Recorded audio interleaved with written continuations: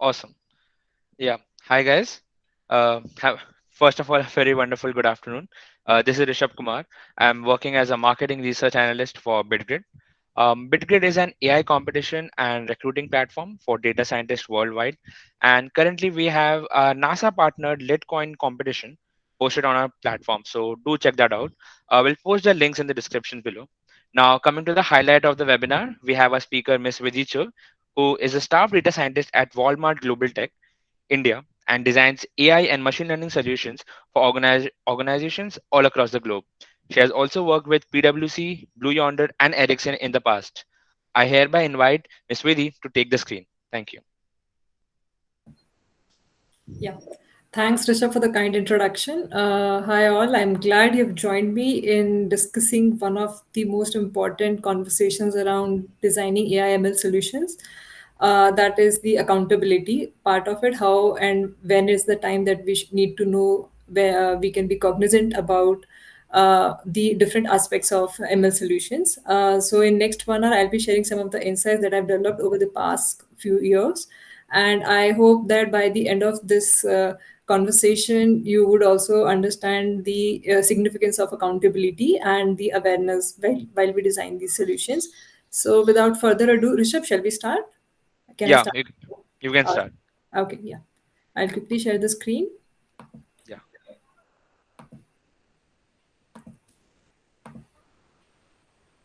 Yeah, Rishabh, is screen fine? Everybody can see it?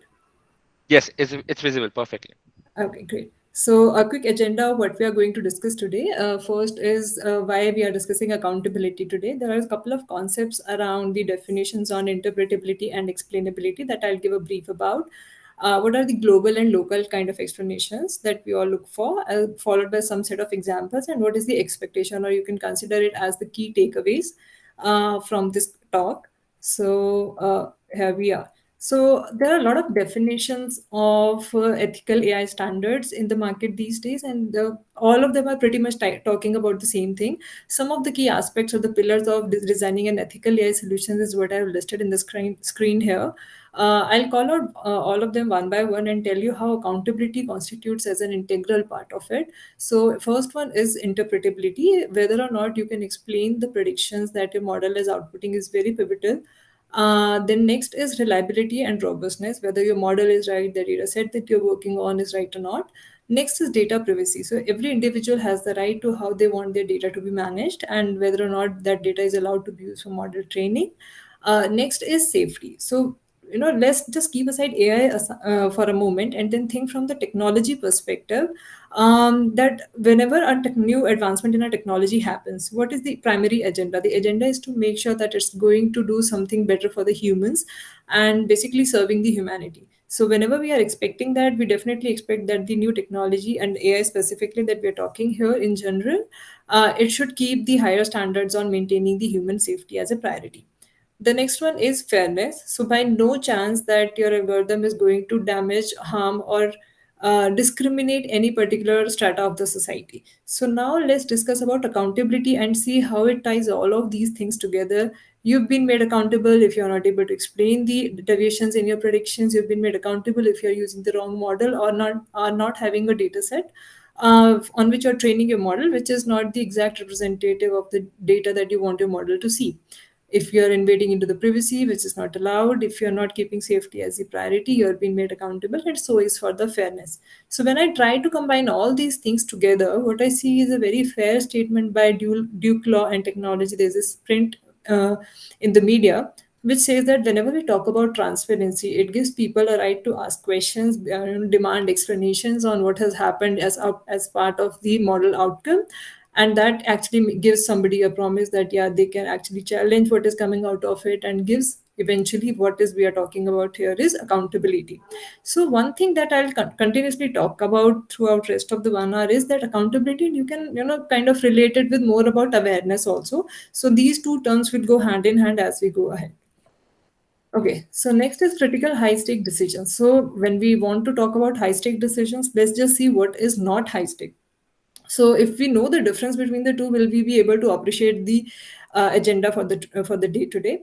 What is not high stake is something low stake. And for example, if you get snapped out very easily when you're not getting the right set of recommendations for the maybe the video you're watching, or maybe a particular article that you like. For example, I generally try to put myself on a lookout for certain articles that talk about the advancements in technology, AI in specific, and hence whenever I look for feed, I constantly keep getting updates like that.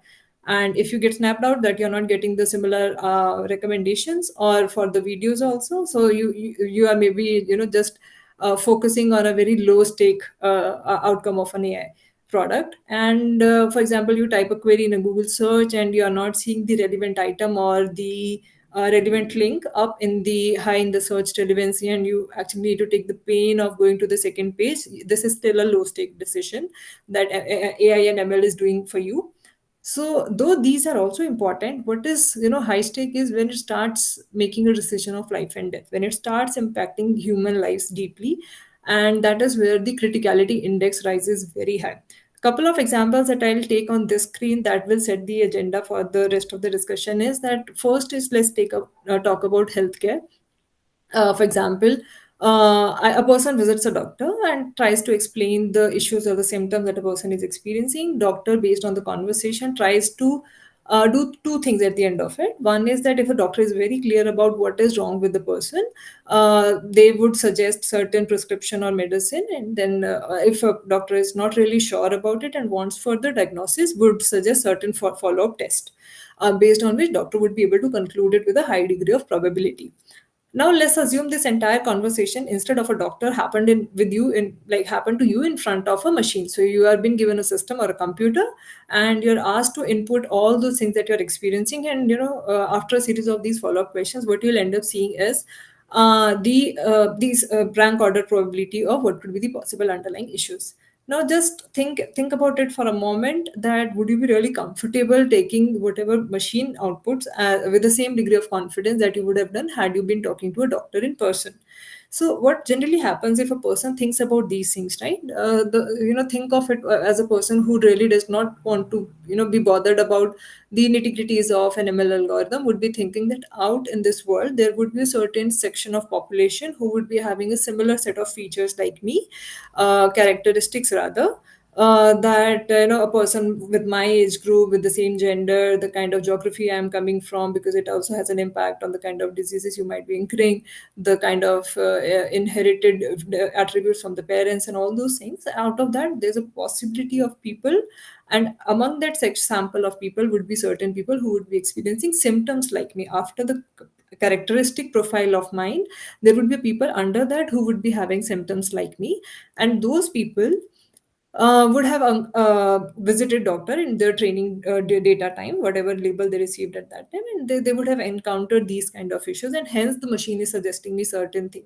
So note, during this entire conversations we are talking about on an average something like this would have happened, and for a person like me with a disease like this would have happened. Now does a normal person feel comfortable when it is talking about on an average, or people are actually looking for something which is tailor made, customized prescription coming out of a conversation with the doctor 101? So that's where, if you are using AI, then it becomes a high stake decision, and developing and making a trustworthy solution becomes all the more important. Next, we'll talk about judiciary and court and law, and let's think why it is important and why are even using AI here in the first place. For example, I think at the end of 2016, there were around 2 point some million people who were in prisons, and then 4.5 million people who were sent for correctional activities. When you are dealing with the scale of people, and where the judiciary has to act on such a mass scale, it becomes practically difficult to maintain.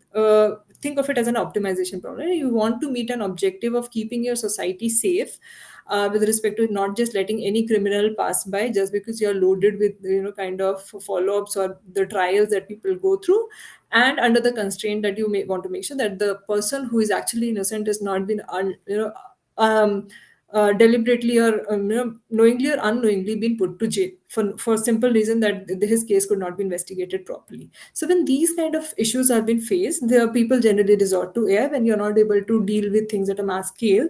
And when AI comes into the picture, people would have seen a positive side of it. Let's see, the positive side is, for example, you might say that a judge might still have certain sort of personal bias while giving certain decision. Like you might have heard somebody saying, was the judge a strict or a lenient one or something?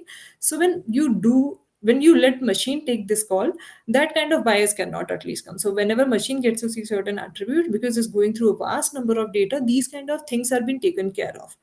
But like we say, on the other side of the coin lies another kind of bias, that is a societal bias. Now, what could be a possibly societal bias would be that, for example, a particular class, color, race, or religion of a people, right? People belonging from certain of these categories, they get subjugated little higher, or they are given punishments, or severe punishments as compared to the other people out there in the history. So that's what is constituting a training data for us. And the problem that typically becomes very prominent in all the machine learning algorithms is that, because you're learning from the training data, something that has happened in the past, if something wrong happened in the past, you're basically letting that wrong thing either happen again, or to our worst nightmare, letting it get amplified, right? So that structural societal bias that is prevalent in our society will get passed through your algorithm.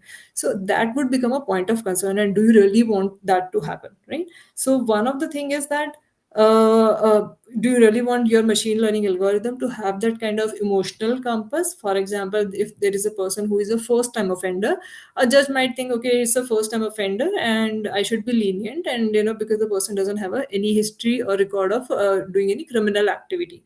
On the other hand, you might also think that because he's a first time offender, if I'll not punish the person strict enough for the first time, the person might have a tendency to repeat the crime again. So these kind of things, you really want machine to learn or not, is the final call that we, as a society, need to take together.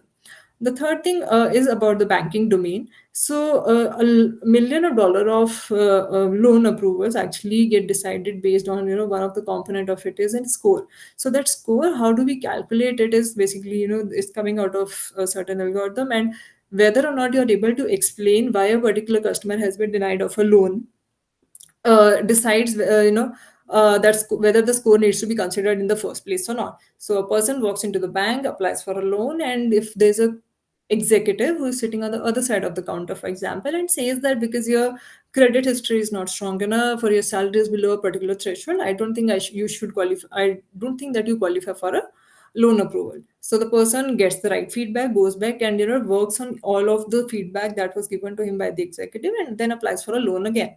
Now consider another scenario when a person walks in and the other person sitting is saying that because something is being outputted by machine which is working on a particular threshold, you've been lying just on the other side of it, and hence you've been denied loan. So if this kind of silly explanation is given to a person, nobody will take it, because that's not the constructive way of passing it to the customer, and nobody will take it as a explanation, right? So these things are where it becomes all the more important for us to consider how and where we become accountable for what we develop as part of AI solution. As part of Miller's magical number, so Miller's magical number 7 plus minus 2 is one of the most famously cited paper in the history of psychology by George A. Miller. He was one of the renowned psychologist from Harvard University, and that's what he's saying, that our brain has a limited capacity of processing the information. There's this particular constraint under which we are working, and as you keep adding more and more variables, right, although the total capacity increase, the precision or the accuracy with which we are able to fathom that information tends to decrease. Let's just take an example. On a paper, if you have pictures of multiple products, cross products, heterogeneous products, something a home item, something, some tools and other products or something, and for example there are 5 items listed on the paper, you just take a look at that paper and put it down after 5 minutes, and then you try to recall. You would be definitely able to recall all those 5 items with 100% accuracy, right? Now just say that you are adding 5 more items on it, and then becomes 10 items. You take a glance at it, put it down, and then you try to recall it again. So you might be able to recall 8 or 9, but not being able to define all the characteristics of the pictures that you might have seen. Keep adding 10 more, 10 more, and then it becomes 50, 100, and 150. These are still, I would say, on the lower side when we are dealing with the attribute that we give to the machine learning model. The point that I'm trying to make here is that For a person as a developer, it's easy to say that because my algorithm that I used underlying had this method which I could call that is dot feature importance, and I could give that dot top n feature should be outputted which can explain the prediction for at a local instance level. That top n, for example, even if you give on a safer side just 20 different features, right, the it is practically impossible for somebody to just process all those explanations first in individuality and then all taken together, that what was the final impact of these explanations on the model prediction. So the point is that although it's important to be able to have a model which can let you have these things as an output, it's also important how do you process that kind of information, right? Explainability is not just the place where you can just give something as an output and let somebody else make sense of the entire picture. So that's where Miller's magical number comes into the picture, that can you still deal with some lesser number of features, but you know that what exactly the impact they are making on the system. Okay, so that takes us to the next place. Why are we even here today? Because of increased regulations, GDPR, which is very well known. It's a data regulation law in a regulation act in EU law, which gives people the right to kind of make sure that how their data is being used, and they can have a they can ask for an explanation. The next thing that people can say that if it is not a bounded obligation on us, the other thing is that people themselves are becoming more aware users. And in this whole fight of getting the most accurate model, people tend to use the sophisticated, advanced algorithms, and then they resort to black box model. And with black box model, the problem becomes that it's actually a complex function of the input variables to the extent that even the developer finds it difficult to explain. What happens is all those attributes or the features that are inputted into it, they are kind of combined in a way where the trajectory or the combination that they've been put into in arriving at the final prediction is becoming difficult to trace. And when we talk about this, we just cannot leave these things aside, that whether you're dealing with the biased data set or with the biased models, the call is totally yours to actually go and check, right? So I can give an example. For example, a person who thinks that I'm building, again, credit scoring model, something, and I started, for example, with the very basic one, logistic regression, with an attempt to make sure that at least I'm able to explain it.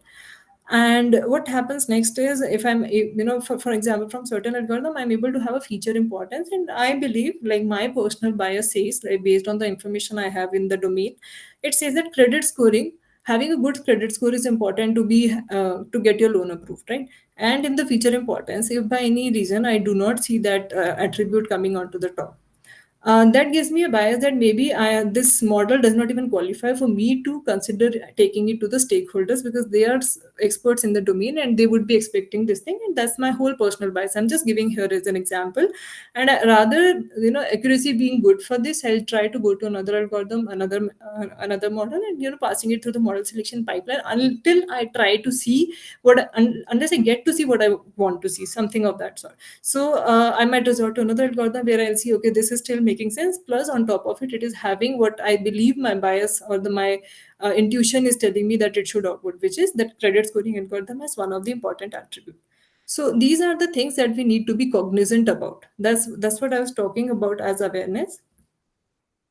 Okay, what can go wrong here is that I'm quoting here three examples, and there's a very pure reason why I'm doing that. Is that when we say that we need to be aware of it, first of all, we are still dealing with the unknowns. We don't know what all can happen, right? So there is this knowing the unknowns kind of thing. So we don't know about what we are dealing with here, and the best way to understand what can go wrong is to go backward and join the dots. See from the examples in the history how things have messed up. The predictions were wrong, the bias crept into certain section of the people, got impacted, and whether or not it led into the litigation that the company had to fight for and all. When you look at those examples, you develop then kind of so to say an ethical lens. You start wearing that lens with which you analyze your model now. So you go into that diagnostic mode or something, and then later it becomes problem. You're already aware of what can go wrong, and you're making sure that your system is foolproof from that.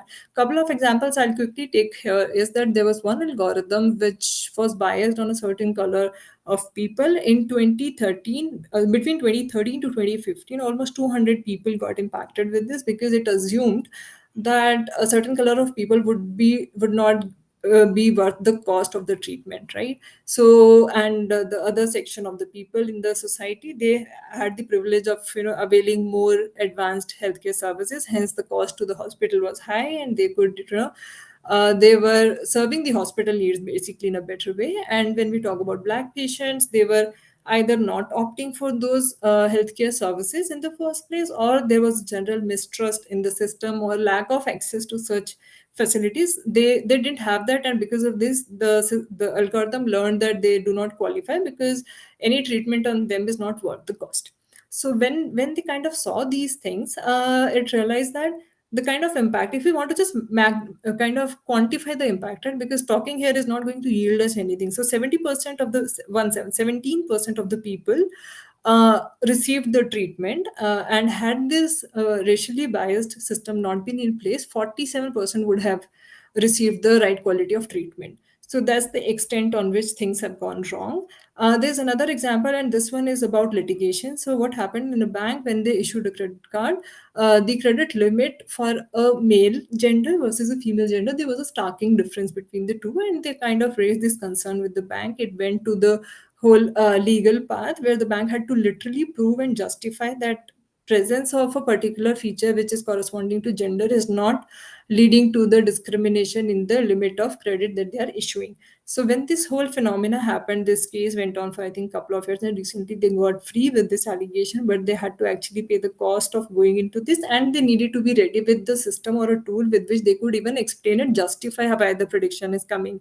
Nonetheless, even after this whole saga, the bank has been made liable to not explain the prediction to the customer in the first place, which led to this whole incident. What else can go wrong is that the lives can get impacted. So it is the trajectory of life that I'm talking here in the third case, and the life altogether get impacted in the absence of the right healthcare treatment. Let's see what went wrong with the risk assessment tool. So there was a person who kind of applied, so there is a scoring mechanism in which you send the attribute of a person, a criminal here so to say, based on what is the criminal history, what is the extent of crime being done, is it just burglary related, or maybe life threatening one, and the age group of the person residing where, and what kind of a work environment that person has been in, a lot of things. So all of these things taken together, going through a particular proprietary algorithm, and what it outputs is a score. Now that score helps the judge or the person who is monitoring it decide what kind of a life that person should lead, whether they can be asked to let go free, or they need to go through trial, or they need to go through another rehab services. So basically what course of action the life takes for that person decides onto the score of this person. And that particular person in question here is that his recidiv based on the recidivism score, that person was denied the bail. And later when that person actually ask the question, it becomes simply easy to shrug off those questions, saying that under the hood it's a proprietary algorithm and we don't know what it is doing. Later, when it came to the surface that a similar person of his profile actually received the bail, then this person objected, and this whole thing went into investigation, which said that it's because of some typographical error into the system. The tool outputted certain thing which went against that person, and the person had to spend more time into the prison.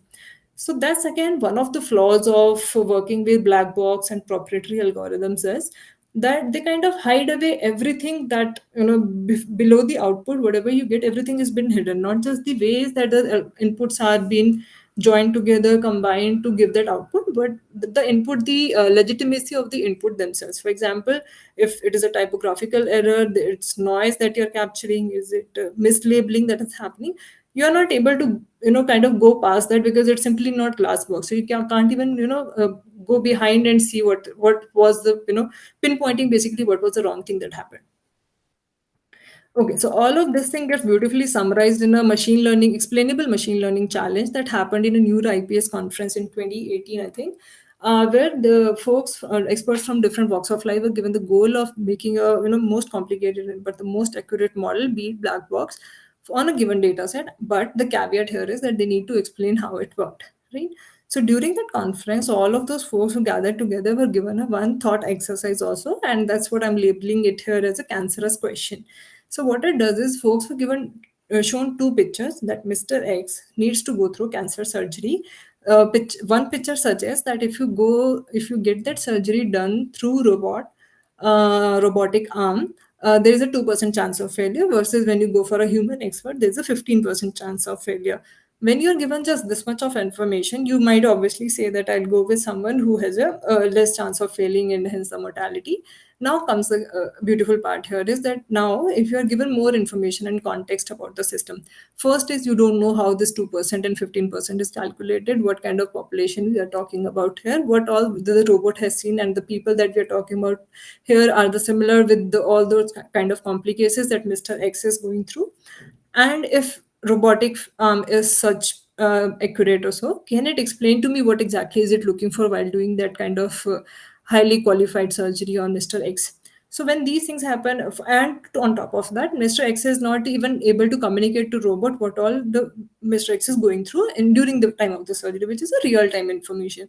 And most of the models till now, I would say, are working only till the prediction mode, and prediction can fairly happen. I can say that it's just dealing as one part of the problem. So when we are not able to do a prescriptive part, like for example in supply chain, if we are talking, right, in so you have a plan you laid out, and based on that plan a truck is going from a location A to location B.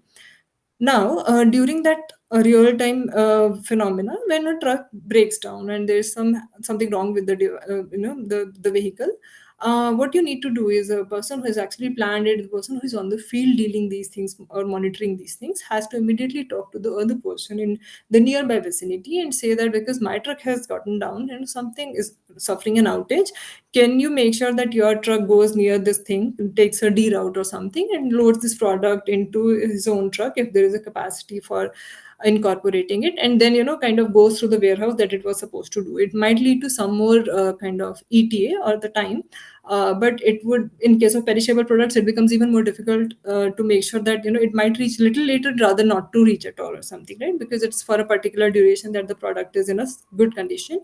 So these are the real time informations I'm talking about. So when we are only dealing with the prediction part, we are saying that at that time, with given this information, I can say that a person would at location B would receive the product or not. Now comes the real information. Let's assume that these real time phenomena is also captured with certain APIs into the algorithm, and we can prescribe also. Now prescriptive analytics come into the picture, and we say that we are able to prescribe that if this truck goes down, what all the, based on the optimal route or what all trucks are going around at that time, we can suggest you that go to this truck also. But what we cannot do and talk about is at that particular truck, the planner from for that truck who loaded it, or the factory manager, was it even having the capacity, or the factory manager would approve of it or not. You still need some monitoring from a human monitoring basically at that time. And that's what I'm saying here also in the robotic surgery.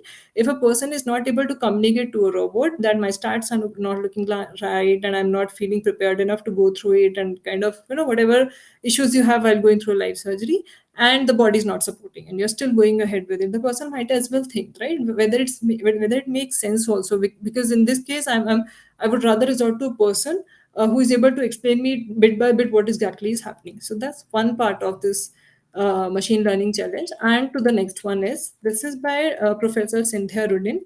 She is a computer scientist with major focus in machine learning interpretability. She and her team from Duke University also participated into the event, and they realized that they cannot make just a black box and try to make it interpretable. What they eventually did is they kind of used an algorithm which is, I think, custom made for them. They were initially trying on it, and these are the simple set of rules. If your age is this, your gender is this, say yes, and certain set of if statements. And this is how they know that even human brain can also work up to a certain extent, and you can only absorb this much of information before you conclude certain thing on an event. And to everyone's surprise, what they did was, whatever is the accuracy coming out of this small set of if else statement is actually comparable to Compass, which was a proprietary algorithm used for the earlier recidivism score. So the context here is that when we talk about you have to be complicated enough to give a more better accuracy, or better set of predictions, does it really stand true, or is it just the one way to resorting to those deep algorithms or something where you just under the hood saying that it's proprietary or sophisticated or deep? I am not able to explain it beyond a point. So now we are saying that we have seen the critical part of it. If everything is so critical, why are we even using AI, right? So let's see what is our next best bet. Can we resort to humans? Are they like consistent across all the things that they do? For example, if I'm just talking about certain person and just this supply chain planner also, one person might think in a different way, and even if you communicate the same information to another person, he or she might not just behave in the same way, right? Same in the judiciary also, one person can give judgment in one way. So when you actually ask them to quantify what led them to deliver a particular outcome, they themselves also might not be able to quantify it really well. So we are just putting this expectation on a machine when we don't know how well we can frame it for ourselves.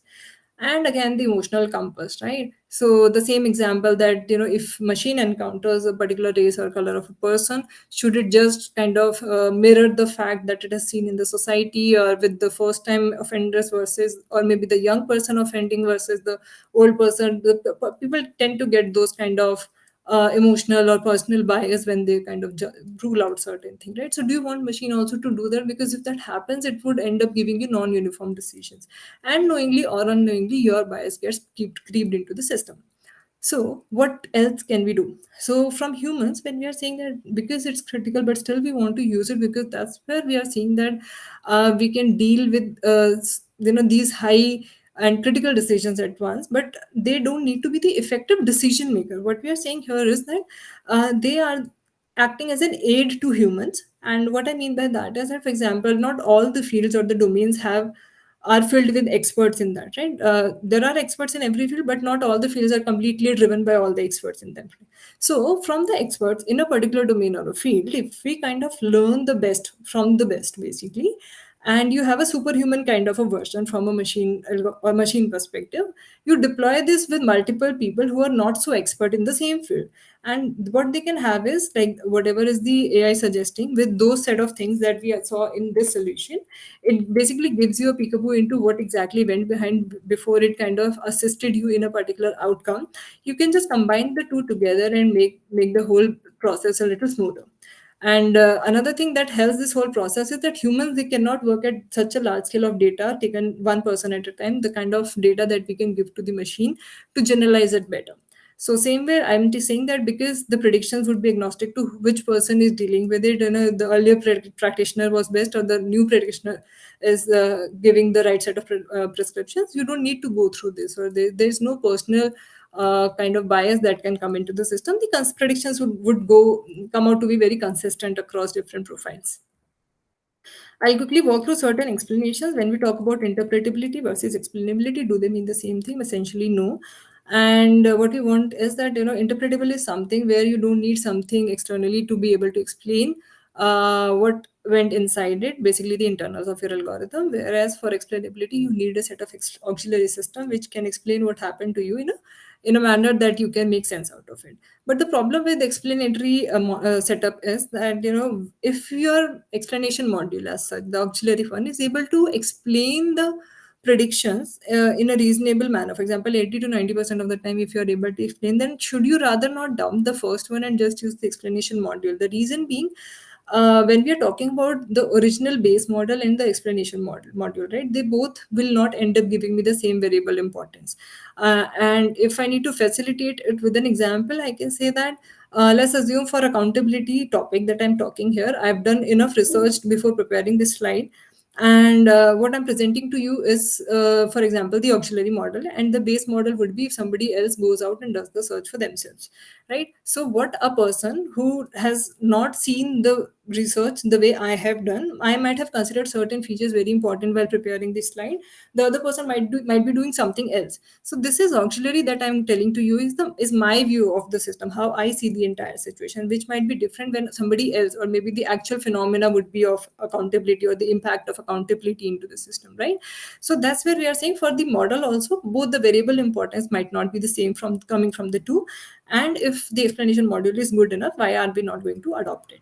Same set of explanations, and I would say definitions for intrinsic versus post hoc. When it's very quick here. If you have an input model, you give to the ML, and then when we talk about predictions, it says that I can understand why the output is coming in a particular way. However, and that's for the intrinsic set of models. For the post hoc, when we do, we are basically seeking the reason. For example, in the credit scoring, why am I rejecting a particular loan? You pass it through an explainer. What it does, the task for you, is that you can say that the borrower has a late payment history, or the loan amount is basically too high, it's crossing the threshold on which I can say that it constitutes good risk for the bank. I don't think it qualifies for a good risk, and hence its loan has been rejected. So after that, let's see one example where I can say that, how to understand your model better, and why exactly is there a need of glass box model. So there's a house, it might have certain set of features, the number of rooms, the kind of lawn, the area that it covers, and the size of rooms, and which year was it built in, and certain attributes that maybe your family would look for, something like is the school nearby, is the hospital nearby, and the good recreational activities in the parks also. So these are the attributes. You pass it through some interpretable model or something, where based on what is the coefficient, it can tell you, what all attributes mean, how much to for you to decide about the score of it, and that's how you decide the score. And because you understand it in and out, you are able to make a deal out of it. Now, let's see. When you pass it to the neural network, for example, earlier you understood that when was X changing by what, and what impact did it lead to the Y, that is the predicted house price. Now you say that for the 1 BHK the price was maybe 100K dollar, for 3 BHK the price was 120K dollar. And next comes is, for example, if a 2 BHK comes or something, and you don't know if the machine says 110 versus it can also go back and say 200K dollars. So basically what you want to do is to go back and see why there is a certain deviation, because if you would have expected linearity, you would have expected something in between. So when you want to kind of monitor that behavior, let's see what else a person would do in this situation. For example, these are the attributes I just talked about, and if I look at the R square, this is pretty good. But when I look at the prediction that it is making, it is far off from the ground truth, right? And if person goes and sees, for example, the number of rooms, the coefficient for that, right, it's coming out to be negative, which is opposite of what a person would have an intuition about. It says that negative means that the more number of rooms you have, the house price is going to be low. So how it can be negatively impacted? So maybe it's an old building or something, and you kind of need to make sure how you're arriving at that coefficient, and that's what essentially is important when you end up understanding your model, which is troubleshooting the as a glass box. Okay, so more often we talk about that we need to have a trade-off. If you want to have a better accuracy, you ought to adopt black box model, and that's how you end up losing certain bit of your interpretability. As we saw in the previous example of the solution that Professor Cynthia Rudin provided with respect to the compass solution, that definitely does not look like to be the case. So again, this point where we can use AI as an assistance or an aid to the decision maker, where experts can apply their own logic, understanding what machine is outputting them. Okay, so local versus global prediction. So local would be again using the credit scoring model. We are saying that when a new person comes to me for a particular loan approval, how do I know it's a bad risk or not? So basically, give me the reason for that. It's an instance level. And when I talk about the global level, I'm saying that on an average, what kind of characteristics constitute for a person to have possess a bad risk for me, which is at a model level. And couple of examples here. I would try not to explain SHAP first. I'll just go with this example because the agenda is to explain example. I'll go back to explanation of SHAP and other frameworks also if time permits. One is that, for example, a customer number 710, with the customer basically at index 710. What you look for is that the person is having this kind of a profile, right? And then you load a trained model object with the SHAP framework, and then you pass into this local instance to it, and then the output that it gives is that because the credit history and savings account, these two appear to be the most important or driving features, I can say, that leads you to decide that it is a good risk, and bank should go ahead giving a loan to this person. So when I need to try to explain it in words or put it in words, what it would do is that local feature importance using SHAP framework, what it is doing for me is that credit history, which and savings account. Let's go back and see in the data. Credit history is 4, savings account is 3. And both of these attributes, based on the data that I fetched it from, which is German credit risk, it says that more is better. So if you have a better credit history, if you have more amount in your savings account or something, you are less likely to default on the loan. And that is what letting machine decide based on the explanation. And on the other hand, if you look at the global feature importance, considering the historical associations of all the customer profiles that the machine has been made to go through based on their repayment status or not, like whether they repaid or not, how they have been classified into good and bad risk. So what the global feature importance suggested is that the duration, is it a long-term loan or a short-term one versus the credit history and the credit amount. So if you're applying for a bigger amount and the credit history is strong, and the duration. So these basically are the key factors that make you decide between a good and a bad risk. So that's how what we try to see is at a global level, does it make sense, all these features and all. And when I'm looking for a particular customer profile, what is it specific to that customer that is making me reject or accept the loan. All right. So, following rule list is the name for the phenomena that I discussed before for Professor Cynthia Rudin, which is essentially a classification model composed of ordered list of if then rules. So, basically, what you see is if and then there are a lot of else if statements. And it is ordered because it's sorted with decreasing probability, and that's how things also happen. That you have a monotonically decreasing success rate here, and the one who is basically like it happens in healthcare the most, the one which is highest at risk gets to be paid attention first. So there's a lot more on it, and there's this whole research paper. If somebody wants to go into the details of it, they can just go through and read it. But the agenda here is that if you just show it to the doctor, you can easily, I think, take their approval and confirmation or acknowledgement that is this also the way that they generally look at a patient. All right. So, what is our expectation? So, expectation is what we are doing today and what we want to do. So, you have a training data, you learn something, there is a functional form of it, and based on it, whenever you are assigned with something, you pass it through the learn function, and that's the outcome that comes to you. And here we are lying as a user, the at the output at the end of it. So, what I want is that if I'm receiving something as an output, first I want to know why specifically this thing happened, right? So, why did the machine output a particular thing, and why not something else, right? So, when does it succeed and when it is failing? So, for example, I was doing a project where it was about meeting an SLA. So, what all attributes basically contribute or assist in making me meet my SLA for a particular maybe a project or a task given at hand. And whenever I fail, what exactly goes wrong into this instance at that time that I can maybe correct on. So basically, I need to know which attributes I need to focus on to make sure that I go into the success zone from the failure zone. And if I'm been given a particular class prediction, then what exactly would have changed into that feature set or the input vector that my machine would have outputted me something else, which what is I'm trying to move around. So that effectively everything gets captured here is that when do you exactly know when you can trust your model, and if there is an error, if there is a deviation, do I know that I can pinpoint in the entire pipeline that this could have been corrected further and I would have received the desired output. So this is what you want to do, and this is exactly what I explained, that if you have an explainable model and an interface, this is sourced from DARPA website. You would be when you have these modules in place in part as part of your pipeline, you would be able to explain these kind of things. Note that at this point, what we want basically out of this whole exercise is to be aware and kind of develop that lens of looking into the algorithm and the whole pipeline. So then first you develop that kind of lens of looking into it at a particular way. Then tools and technologies, and how do you do that? There are multiple things available. There can be altogether one big session for it.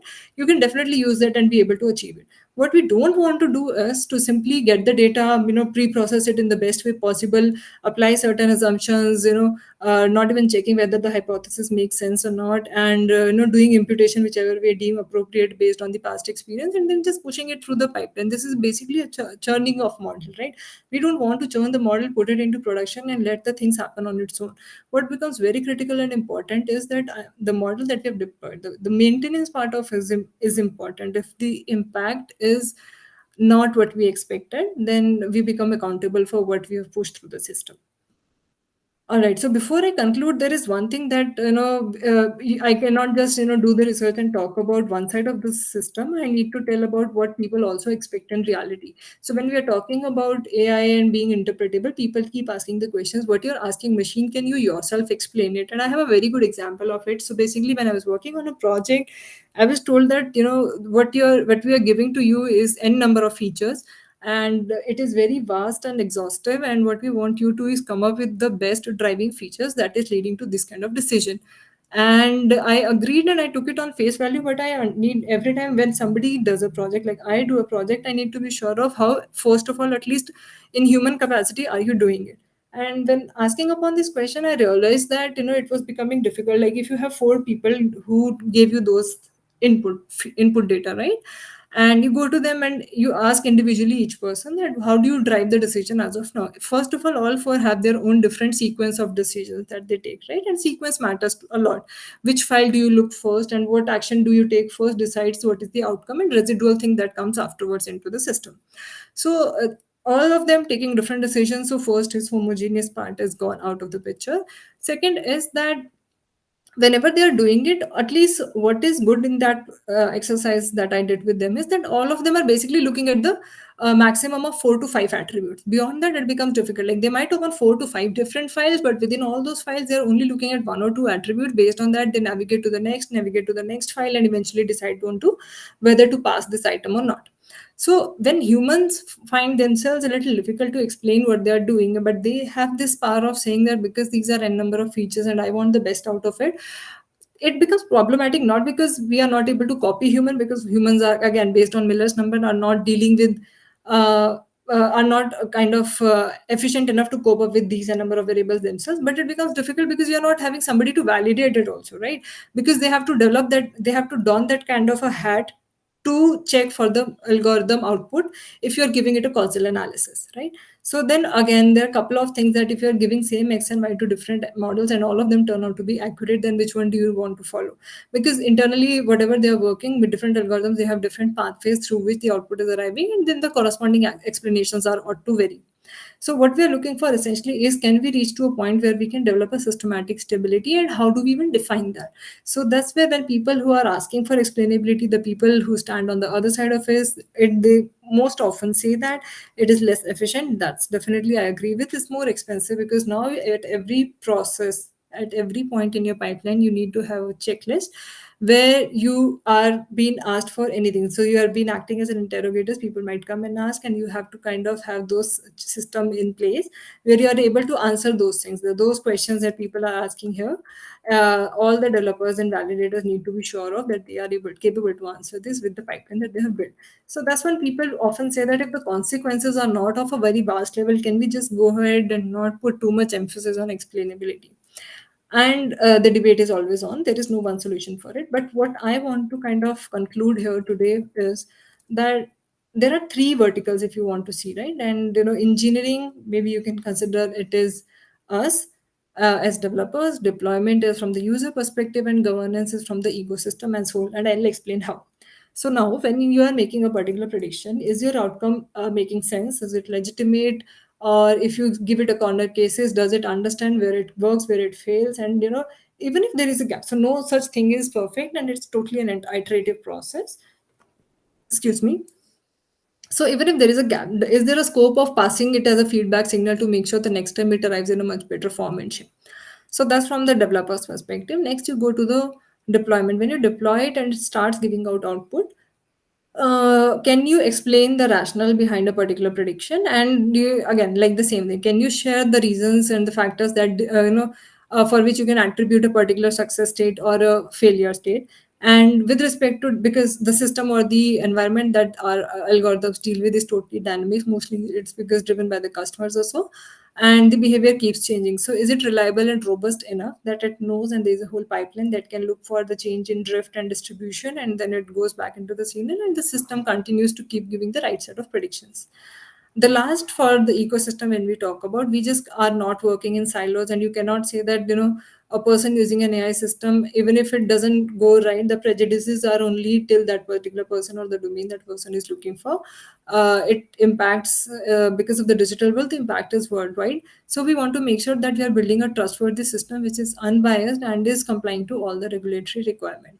So if we are able to manage all these things taken together, you don't need to be very expensive with the time and resources you are putting into your model. But again, being aware of what can go wrong and knowing that you are accountable for every single thing that you push through the system will help you understand the impact, and kind of put those checklists without spending too much of the expensive component that people were talking here, that if it is too expensive, should we even have it or not?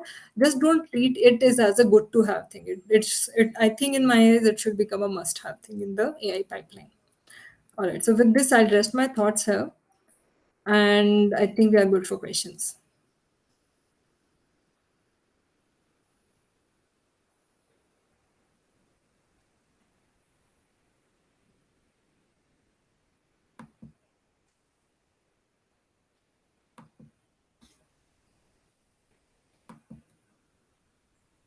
Rishabh, you're there?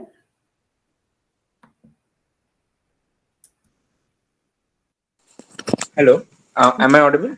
Yeah, Rishabh, you're audible. Yeah. Actually, first of all, wow, that was a wonderful session, and we learned a lot about accountability. We agree that we everyone that we a lot as a society in 2022. We all, you know, if we consider the present conditions as factors, are we viable enough to solely work on black box algorithm for major decisions? Major decision in this case being credit cards or health and security, which you mentioned. Yes. So, Rishabh, is that a statement or you were asking some question on this? Yeah, I was asking your views on this. Like, what do you personally feel? About accountability, right? Right. So basically, the present condition in which we are living, Hmm. do you think we are at a stage that we can completely depend on that? Absolutely, yeah. So actually, when I am talking through the presentation, the focus is mainly on critical and high-stake decisions and the systems. But I think in the domain of AI, so to say, we have reached that level of advancement where we cannot just say that because this is low impacting to the community or to the to the user who is using the system, we can escape and not let this accountability interpretability component into the pipeline just because it sounds too expensive. Any project that I have worked in recent years, or I would say last 4 or 5 years, I have not seen any case where without me being able to explain to the stakeholders, and to the stakeholders also because they are of varying background, right? So to the immediate peer group, if I need to explain, I need to go into more technical details. If you go further and you kind of explain it to the leaders, right? So nobody will just push the system into the production saying that let us just see and see the impact of it. Because even if it is just like, if I think I remember I worked on one of the campaigns in Yatra, so I could not just roll out saying that whatever happens with that campaign, we'll just bear the monetary loss. No, nobody is willing to do that. So we always have that kind of a validation process where you do entire thing. Like you can do A/B testing. Like if I'm working on one campaign, you can simply put something else also into campaign and run in something which is called as a low impact. Radius, I can say that I'm working in a controlled manner, that even if things go out of hand, I know how to control it, and I can immediately push it, like put it back, like roll it out, like roll it back, and then kind of go back and troubleshoot it and put it back into the system. So these kind of things are essentially very important, because we are at that stage where we cannot say that we don't know this enough of research and advancements have already taken place, and there are a lot of tools which are already exist which we can use. So there is no escaping from it now, Rishabh. Great. I guess, yeah, that answers my question completely.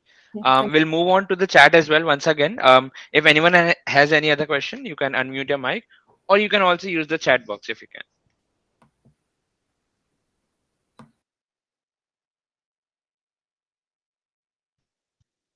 can. We have a question in the chat box.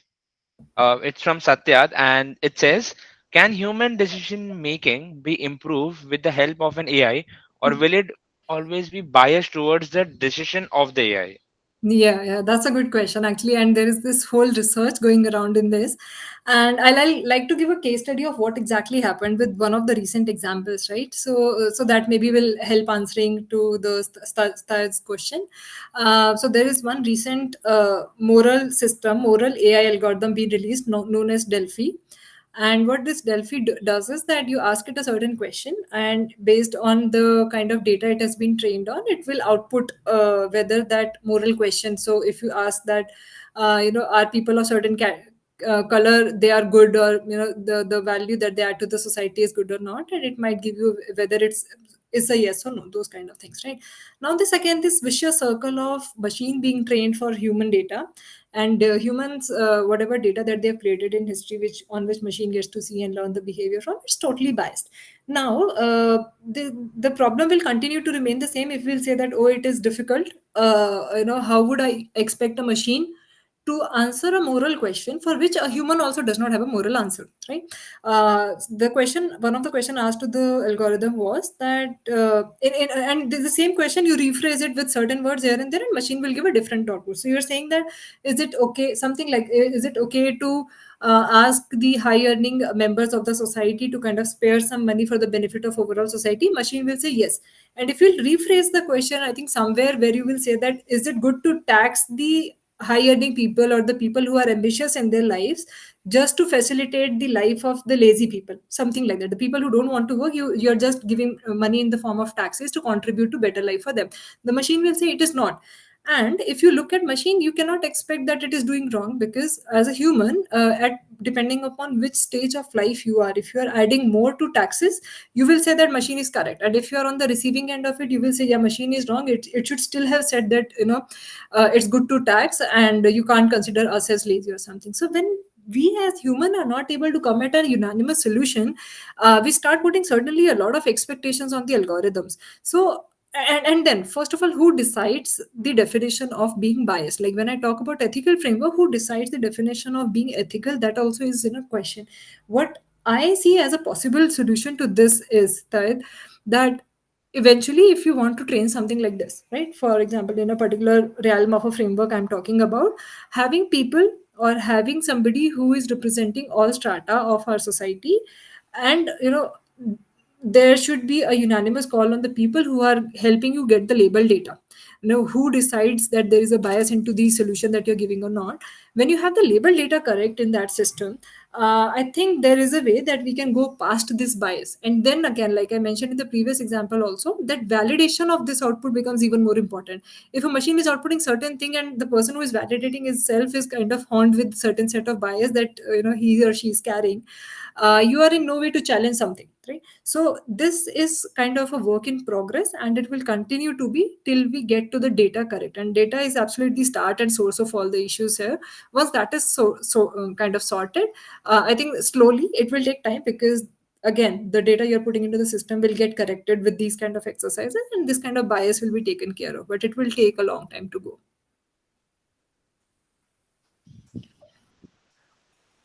Great. I guess this answers your question, Satya.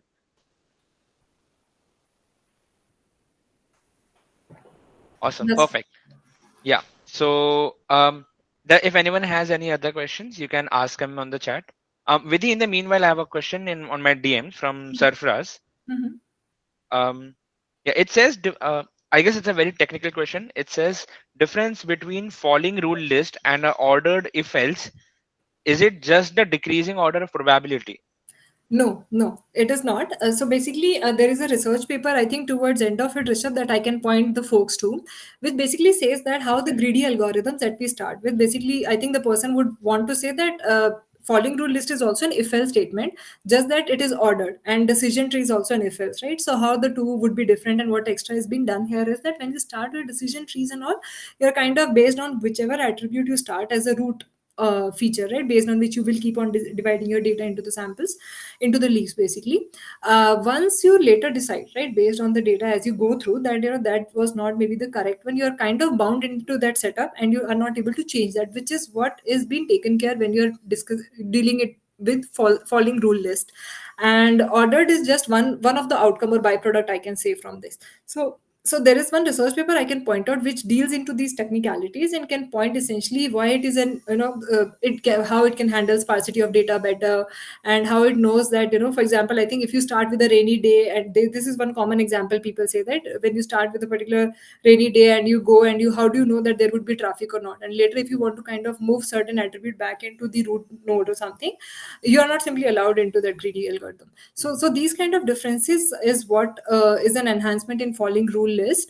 And what I am not seeing is a very commercial application of this so far, but I have read it as part of research, and I understand that yes, the whole agenda of presenting it here is that, can we simply take certain I would say in a certain steps, based on how many conjunction statements we are putting it into and how many rules we are applying on it, if it is reasonably able to cover the cases or the predictions that we are having, it's able to tell us what exactly goes behind the hood. For example, for a doctor, how they look for a person with a benign or cancerous situation. Similarly, for a crime case or those things. If these certain set of rules are enough to understand, we don't necessarily need to complicate it, saying that okay, there are so many things in action, and because of this, because when we are considering so many things in action, we tend to have some noisy signal being picked up, and we are unnecessarily complicating it just to make sure that we are kind of able to compete in a race with 1 or 2% of accuracy higher than the normal following rule list kind of algorithms. So if it is comparable, it's a total call for a person who is developing the system, whether they want to go with the conventional one and still able to explain it, or want to go with the sophisticated one, whereas they kind of lose that control on the algorithm. Great, I agree. That was like a very insightful answer for this. I hope Sarfraz, you have gotten your answer. And yeah, with this we have come towards the end of session. Any more questions by the audience? If you guys have, you can unmute your mic or you can put your question in the chat.